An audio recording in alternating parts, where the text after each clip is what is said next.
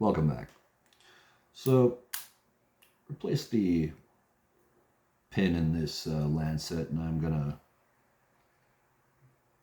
go ahead and pull some blood out of my thumb. I have been creating some really cool sigils.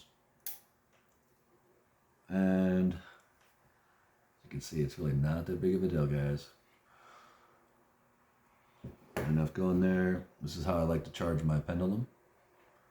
Just give it a quick coating. And maybe put the rest on my Satanis sigil. So here we go. Damn, that was a lot of blood. In regards to, let's call him Little Bro. I want to see exactly what's going on. Stomach, nausea. Are any of those things happening currently? Is the stomach being affected by the energy yet?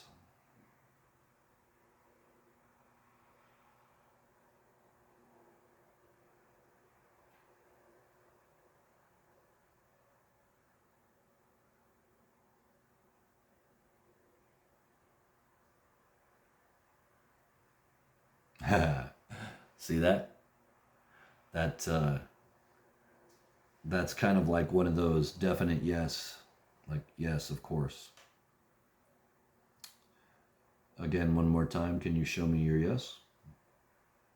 That was really cool.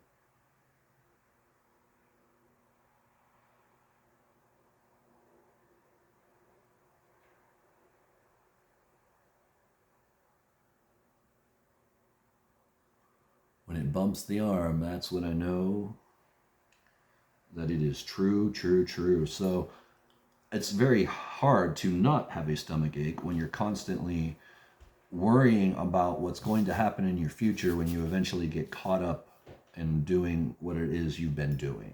So this individual doesn't exactly sleep well at night. So my question is, will he stop his nasty behavior and theft?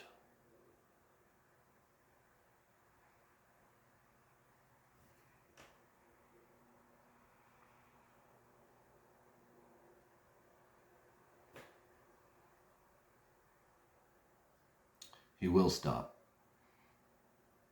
Will he stop? Only if he is killed.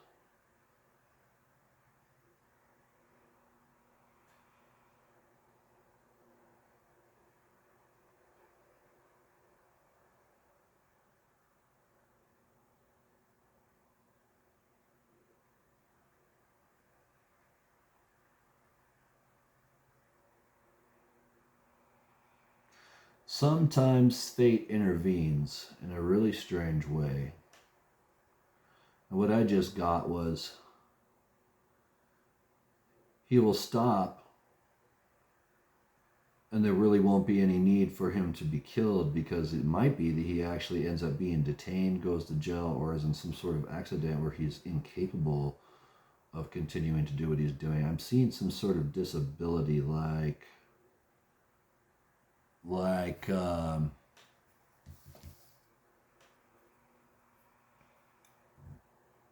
I'm thinking, trouble with the law. Something's going to happen. The rules are a lot stricter over there for certain things. So I don't know if maybe he'll get caught up in some shit. But something's going to happen that's going to remove him immediately from the situation here, I'm hoping. I'm getting a big yes from Satanis. So.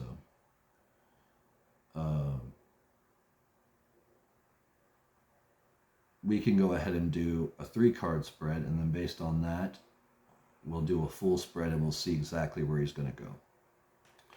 So since we're doing positive there, I always feel like sometimes you have to revive your deck. It's like the energy on it is stagnant, and it somehow needs to be warm back up or clean back off. Like right now, my cards just feel like they're dirty. Not physically dirty, but they feel heavy and full of dark energy. So I'm going to thoroughly shuffle. All right. In the matter of Dickweed living or dying, or better yet, in relation to energy that's already been put on him, how is he doing past, present, future? So here's going to be past card. In the past, he's had a run-in with the magician before, and the demonic is not something new to him. He's had magic done on him before, and this is just really something that he's going to have to deal with. It sounds like he's going to have a more personal spiritual encounter than we may anticipate.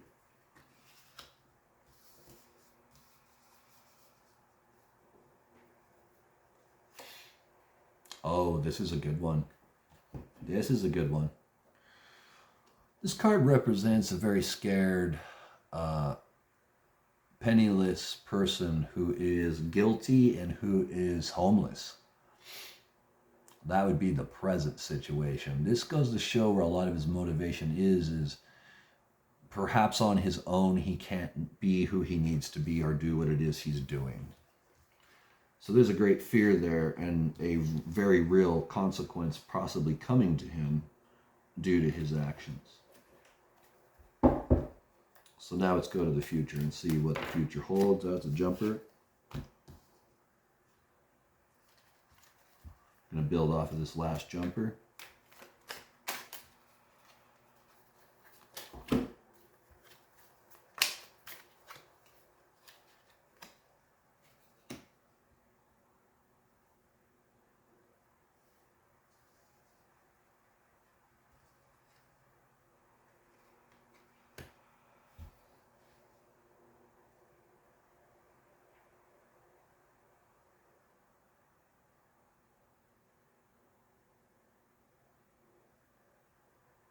I don't know if this individual has a father or if he comes from a family with many children. Does this person come from a multi-child family? And what would you say is his relationship to the person that he loves most? Would you say it is mother? Would you say it's a lover? Would you say it's a thing? What is it that he loves most? And what is it that he's so committed to? Because again, here's the home and the security and all this.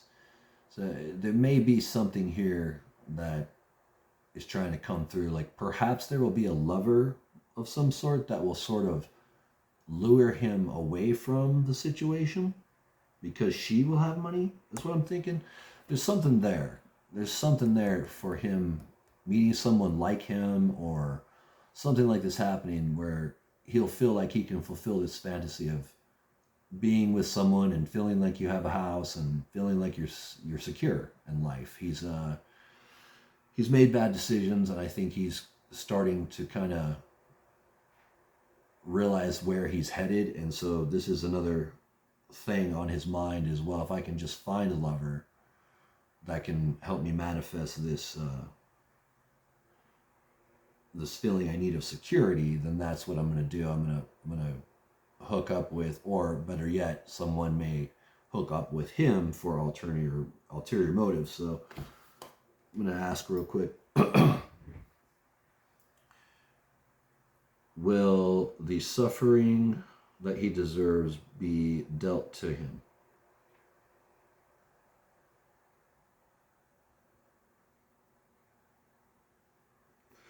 Also,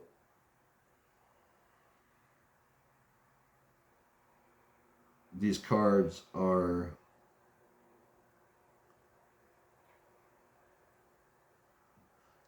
like glimpses of a dream.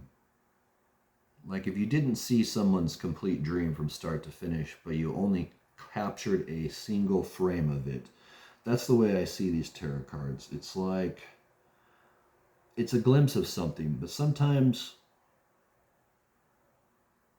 it's not the card, it's you. And there's something that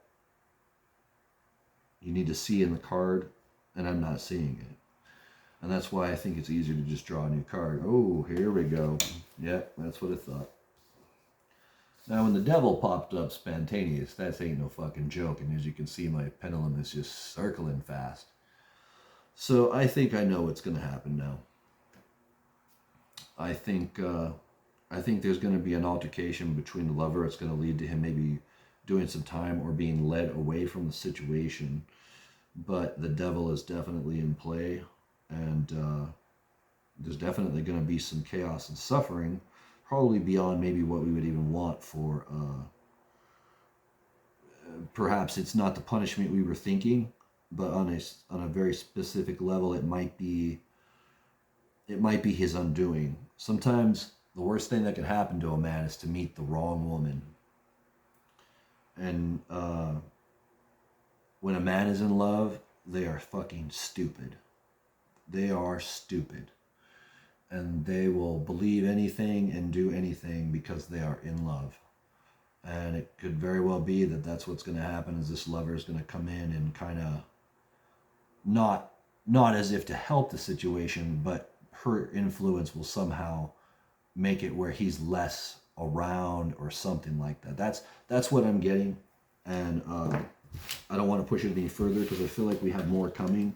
And while we're here, I've been working on a sigil, or sigils, I should say. And I've got some cool ones. I like this one here it's kind of like a snake, angelic snake creature. Just got some other random doodles here. You know, it looks like a window. This is kind of a cool one. This particular one here I thought was neat. So I like to create these and then use them later to assign spirit sigils to it, or use it as a symbol of cursing. I think this is a cool one. Just very simple. It just looks like a guy being hung. And I thought, you know, that's a perfect symbol for a death curse. So I may use that now as a very simple way to draw in the death current when working on someone. The death current is funny because a lot of times when the death current comes, the death current is change incarnate. So you're expecting death, but what you're actually doing is you're just inviting massive change into his life. So when death itself is thrown into the mix, it's as if anything's possible. It will stop. What we're doing will stop him from doing what he's doing, and it will not be good for him to make the choice he's going to make. That's what I'm seeing happening. And we will do more readings to make sure that we're still on task, because I just did a little something for him, and you know, sometimes you wait a couple days and the energy manifests and the whole situation could change. I've seen that happen, where you actually will do a reading on someone that you've cursed before and after, and you will see that their life is going to have a major change. Because think about that, it's not a small deal. If he meets someone that's as deceptive and unruly as him, that person might get him in trouble because of those temptations he's having. So that's what I got. I love you, and dark blessings, my friend.